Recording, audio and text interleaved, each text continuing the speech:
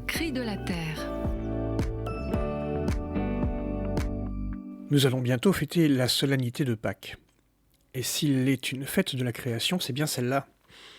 En effet, la grâce de la résurrection est une transmission de la vie divine à nos corps, pour en faire des corps glorieux de ressuscités à l'image de Jésus.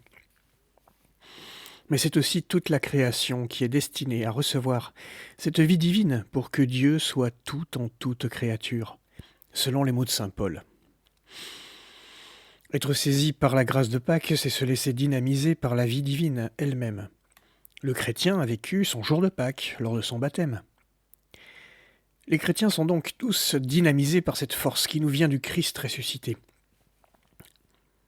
Et voilà qui devrait nous booster pour faire de nous des transfigurés en actes. C'est au nom de cette force et de cette vie divine que les chrétiens devraient alors s'insurger face aux injustices et contre les forces du mal qui profitent de leurs derniers instants pour répandre le chaos sur la terre en attendant le jour du jugement.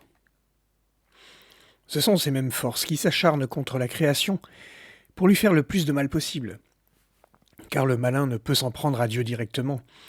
Il lui fait du mal en défigurant son œuvre, et parfois nous en sommes bien complices, notamment en période de crise écologique. L'insurrection pascale devrait donc nous mouvoir et nous transporter afin de nous lever et nous dresser contre ces injustices faites aux plus pauvres et à la création, qui fait partie des plus pauvres et des maltraités, selon l'expression de Laudato Si. Jean Baster définissait ainsi l'insurgé pascal.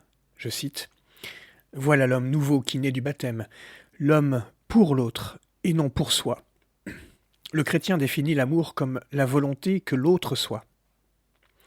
Un chrétien est celui qui retrouve, par le baptême, cette logique trinitaire de l'altérité divine. Et cela est vrai en ce qui concerne les créatures non humaines, je rajoute. L'acte de création par Dieu est que l'autre de l'autre soit. C'est le propre de l'amour trinitaire. L'être humain créé à l'image de Dieu imite son Créateur, et dans le respect des créatures, il affirme cette volonté que de l'autre soit également. L'insurgé pascal refuse la logique de l'appropriation et de la consommation, l'être pour moi, qui caractérise le paradigme technocratique. Par sa vie, il confirme le geste créateur en disant « que cela soit ».